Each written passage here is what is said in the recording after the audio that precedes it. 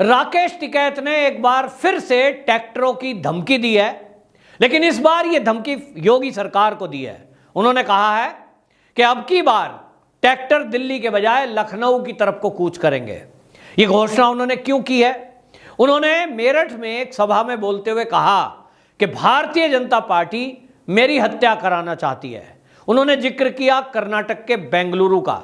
आपको ध्यान होगा कि 30 मई को बेंगलुरु में, कर्नाटक के बेंगलुरु में वो एक सभा में पहुंचे थे, प्रेस कॉन्फ्रेंस में, और वहां उनके ऊपर जो माइक आईडी होती है मीडिया वालों की, उससे हमला किया गया था और उनके ऊपर साई फेंकी गई थी। लेकिन इस घटना को उन्होंने भारतीय जनता पार्टी की चाल बताया, अपने ऊपर जानलेवा हमला बताया। अब सवाल यह है, कर्नाटक में भारतीय जनता पार्टी की सरकार है, लेकिन जिस व्यक्ति ने राकेश टिकैत के ऊपर हमला किया वो कौन था? क्या वो भारतीय जनता पार्टी का कार्यकर्ता था? उत्तर है नहीं। क्या भारतीय जनता पार्टी के कहने पे हमला किया गया? उत्तर है नहीं। तो फिर हमले का कारण क्या था? कारण यह है कि एक स्टिंग ऑपरेशन किया गया। किसी ने एक वीडियो बनाई जिसमें वो जो हमलावर था राकेश टिकैत जी के ऊपर जिसने हमला किया, वो कौन है? वो है भारतीय किसान यूनियन का सदस्य राकेश टिकैत जी का खुद का खास। इनके साथ बैठता था, दिल्ली के आंदोलन में बैठा है, और वहां कर्नाटक के अंदर किसी ने पैसे के लेन देन में घपला घोटाला करते हुए उनकी वीडियो बना ली।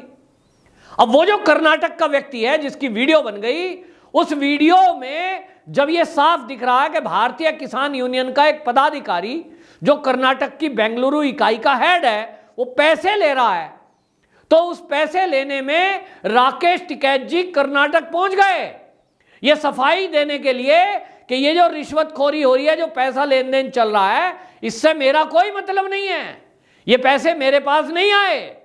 सवाल ये है कि ये कर्नाटक में गए। इस बात को तो वो मेरठ में भी कह देते तो मीडिया के जरिए पूरे भारत में फैल जाता कि भैया वो जो वीडियो बनी है उससे मेरा कोई लेना देना नहीं है, और उस पदाधिकारी के खिलाफ कोई कार्रवाई करते, उसको निकाल के बाहर कर दिया, बोल देते। लेकिन वहां पहुंचे, वो मामला नहीं है। भारतीय किसान यूनियन का अंदरूनी झगड़ा है, किसने पैसे दिए किसने लिए, इससे किसी को दूसरे को मतलब नहीं है, आपका अंदर का मामला है। लेकिन सवाल यह है कि जब राकेश टिकैत के ऊपर वो हमला करता है, वो क्यों कर रहा है हमला? क्यों मारा उसने इसलिए मारा, वो कह रहा है लोकल लीडर कि पैसे तो दिए हमने राकेश टिकैत को, लेकिन ये बोलने नहीं दे रहे हैं, मुझे बदनाम कर रहे हैं, आरोप लगा रहा है। मैं ये नहीं कह रहा हूं कि राकेश टिकैत जी ने एक भी रुपया लिया, हमें तो पता ही नहीं अंदर का मामला क्या है। लेकिन मैं केवल आपको ये बता देना चाहता हूं कि राकेश टिकैत जी ने माइक आईडी जो होती है ना, वो मीडिया वालों की माइक बोलने की और साई फेंकने को जान पे हमला बताया है। अब आप समझिए, और वो भी भारतीय जनता पार्टी पे। भारतीय जनता पार्टी दुनिया की सबसे बड़ा संगठन, सबसे बड़ी राजनीतिक पार्टी है, और कर्नाटक में उसकी सरकार है, और राकेश टिकैत जी का घर उत्तर प्रदेश में है, वहां भी भारतीय जनता पार्टी की सरकार है। उनको ना कोई जेल में डाल रहा, ना उनके ऊपर कोई हमला कर रहा, ना उनके ऊपर कोई एफआईआर कर रहा। भारतीय जनता पार्टी की सरकार, योगी जी की सरकार यूपी में है, और राकेश टिकैत जी का घर यूपी में है। राकेश टिकैत जी का जो पिछले साल धरना हुआ गाजीपुर बॉर्डर दिल्ली पर, वो भी यूपी में है एरिया, एफआईआर दर्ज है, लेकिन योगी जी ने अभी तक कोई कार्रवाई नहीं करी है। और ये है कि भारतीय जनता पार्टी को बार बार टारगेट कर रहे हैं। राकेश टिकैत जी, जानलेवा हमला शाई फेंक के नहीं होता है, जानलेवा हमला तो बंदूक, गोली, रिवाल्वर, चक्कू से होता है। आपके ऊपर कोई चक्कू नहीं चला, आपके ऊपर पेन से, बल्कि बोतल में थी, छोटी सी शीशी में था, लेकिन आप इसको बवाल बनाना चाहते हैं, आप जानलेवा हमला बताना चाहते हैं, और आप किस तरह की बयानबाजी कर रहे हैं, मैं अगर मर गया तो मेरे बाद में और बहुत टिकैत निकलेंगे, राकेश टिकैत बहुत सारे आएंगे। मतलब आप किसानों को भड़का रहे हो। आपको कौन मार रहा है? कोई हमला नहीं कर रहा। शाई फेंकने को जानलेवा हमला कहते हैं क्या? लेकिन आपका मकसद ही है भारतीय जनता पार्टी को टारगेट करना। आपने तो बिल्कुल ये ठेका ले रखा है कि आपको टारगेट ही बीजेपी के सरकारों को और बीजेपी के नेताओं को करना है। कर्नाटक में आप क्यों गए? सवाल जवाब उत्तर सफाई दिल्ली मेरठ में भी हो सकती थी। मीडिया वाले आपको रोज कवरेज देते हैं, लेकिन आप कर्नाटक में गए क्योंकि बवाल करना था। और लोग तो ये भी कह रहे हैं कि ये शाही फेंकने का ड्रामा करवाया गया है ताकि मीडिया में कोई बात ही ना आने पाए, बात घुल मिल जाए। आज वो बात घुल मिल गई। जो स्टिंग ऑपरेशन हुआ था कर्नाटक में, जिस भारतीय किसान यूनियन के पदाधिकारी ने किसी से पैसे लिए, वो बात तो खत्म हो गई, उसकी कोई चर्चा नहीं है। शाही की चर्चा जरूर हो गई। माइक आईडी से मारने वाली वीडियो क्लिप सबने देखी, वो स्टिंग की कहां है भाई? दिखाई किसी ने? नहीं दिखाई। यही योजना है।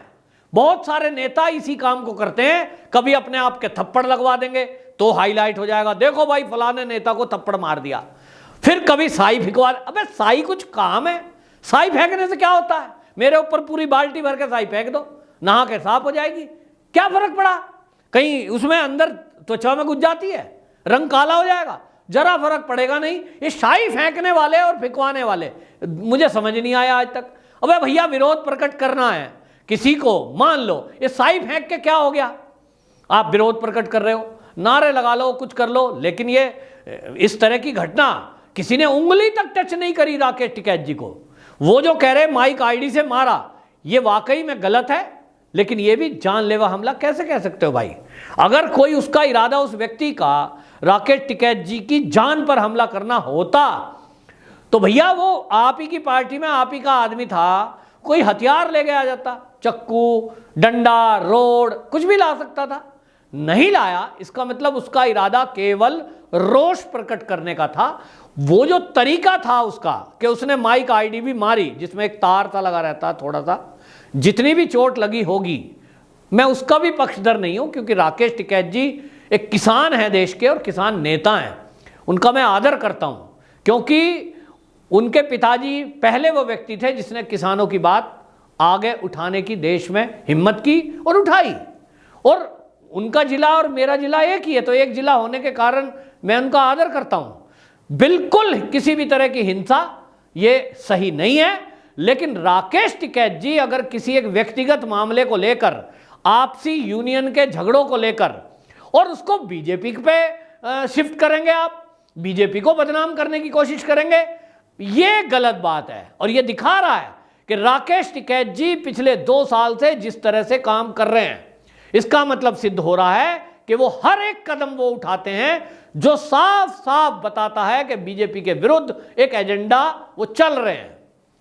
अब आप देखेंगे, मैं तो कई बार कहता हूं कि जब भी इन्होंने कोई आंदोलन करा है, ये कांग्रेसी शासन राज्य में नहीं जाएंगे। इसका मतलब ये हुआ कि महाराष्ट्र में, राजस्थान में, छत्तीसगढ़ में, झारखंड में, जहां जहां बीजेपी नहीं है, वहां तो सब जो जितने किसान हैं वो सब खुशहाल हैं, वहां कोई दुखी नहीं है, वहां सारी फसल एमएसपी पे सबकी खरीद ली गई, वहां सब कोठी बंगले में रह रहे हैं किसान। ऐसा तो नहीं है, तो फिर ये वहां क्यों नहीं जाते, वहां की समस्या क्यों नहीं उठाते? ये है एजेंडा। और इसीलिए 15 मई में उत्तर प्रदेश के जो इन्हीं के लोग थे खास वो इनकी पार्टी वो यूनियन छोड़ के अलग हो गए।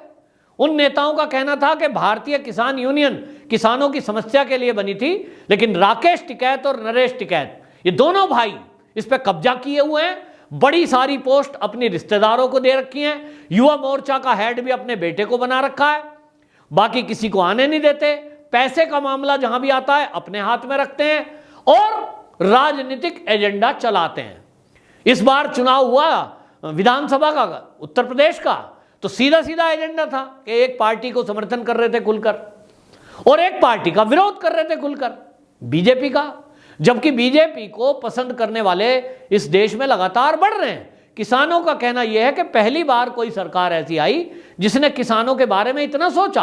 अब आप सोचिए, कितनी देखने में छोटी सी बात है, लेकिन कितनी बड़ी बात है। मोदी सरकार 2014 में आई, उन्होंने किसानों की एक सबसे बड़ी समस्या थी यूरिया खाद। अब यूरिया खाद को ब्लैक मार्केटिंग में बेच दिया जाता था, कितना भी कंट्रोल करो, लेकिन पता लगा आम आदमी के हिस्से का बाजार में चला गया। मोदी जी ने वैज्ञानिकों को बिठाया, क्या किया जाए, तो नीम की कोटिंग करा दी। नीम कोटिंग वाला जो यूरिया है वो केमिकल फैक्ट्रियों में यूज नहीं हो सकता, उसमें नीम पड़ गया।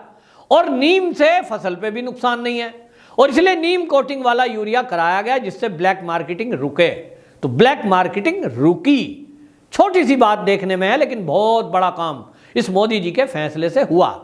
उसके बाद कोरोना काल चल रहा है, देखा किसानों को कैसे मदद दी जा सकती है। 2-2 हजार रुपए की किस्त उनको खाते में डायरेक्ट दी। कोई भ्रष्टाचार नहीं हुआ, क्योंकि वो चाहते थे कि किसान के पास अपनी जमीन है, उस अपनी जमीन में अपनी सब्जी भी उगा सकता है, अपने उसके पास गेहूं या चावल भी है, उसको महीने में 2 बार राशन भी मोदी जी दे रहे हैं उसके बावजूद, और 2,000 रुपए उसको एक्स्ट्रा दे रहे हैं। कितनी बड़ी मदद करी। तो सरकार से, जो केंद्र सरकार है, उससे भारत का किसान खुश, संतुष्ट है। संतुष्ट तो पूरी तरह कभी भी कोई नहीं होता, लेकिन खुश है कि पहली बार सरकार गांव की तरफ, किसानों की तरफ ध्यान दे रही है। और उत्तर प्रदेश में योगी जी, उन्होंने बिजली व्यवस्था जो गांवों की सुधारी है। आज लोग बड़ाई करते नहीं थकते। गांव में कभी हफ्तावार बिजली आती थी, एक हफ्ता दिन में आएगी गांव में, तो रात में नहीं आएगी, पूरी रात गायब। अगला हफ्ता रात में आएगी तो दिन में नहीं आएगी। इस तरह से बार बार से मिलती थी गांव को बिजली। आज की डेट में 18 से 20 घंटे बिजली गांव के अंदर आ रही है उत्तर प्रदेश के। भीषण गर्मी चल रही है, तो भी गर्मियों में तो 12-12, 14-14 घंटे की कटौती होती थी। आज गांव के अंदर 7-8 घंटे की कटौती मैक्सिमम है। तो किसानों के 12 की बात राकेश टिकैत जी कर रहे हैं। तो बात यह है कि इसके पीछे भी राजनीति करने का कारण चल रहा है। लेकिन मैं एक बात करता हूं, राकेश टिकैत जी जैसे बड़े किसान उत्तर प्रदेश में बहुत हैं। ये बात ठीक है कि गरीबों के लिए बात करनी चाहिए, तो वो बिजली का बिल क्यों ना दें भाई? क्यों बिजली फ्री दी जाए, गरीब को दी जाए, ये तो समझ में आता है। लेकिन हर बड़ा किसान भी फ्री बिजली ले, वो बैंक से लोन ले तो लोन माफ कराए, ये कहां की बात है भाई? मेरे जैसे टैक्स पेयर के पैसे से बड़े बड़े राकेश टिकैत जैसे किसान वो भी फ्री की बिजली इस्तेमाल करें, ये न्याय है क्या? राकेश टिकैत जी जैसे किसानों को जरूरत है क्या इसकी फ्री की चीज लेने की? ये तो दान हो गया। मैं टैक्स दे रहा हूं, मेरा पैसा आप दान में ले रहे हो, तो भैया ये कहां की जरूरत है? लेकिन इस देश में इस तरह की राजनीति चलती रहती है। हालांकि राकेश टिकैत जी ने लखनऊ की तरफ कूच करने का घोषणा की है, जिसकी पहले उम्मीद है कि इनका कुछ चलना नहीं है। खामोखा अपने ऊपर लगे हुए केसों को इधर उधर करके ब्लैकमेलिंग कराने का काम ये कर रहे हैं, ऐसा कहना किसान नेताओं का है। और यही मुझे लग रहा है कि राकेश टिकैत जी की रणनीति है कि जिस तरह से इनकी अभी इनके खिलाफ एक FIR हुई है कि इन्होंने जो कस्बा सिसोली है उसके तालाब पर कब्जा कर लिया था, हो सकता है उस मामले को रफा दफा कराने के लिए ये सरकार को ब्लैकमेलिंग कराना चाहते हो। लेकिन योगी जी ब्लैकमेल होने वाले नेताओं में नहीं है। देखना होगा राकेश टिकैत जी का ट्रैक्टर हैवी पड़ता है या बाबा जी का बुलडोजर। वंदे मातरम।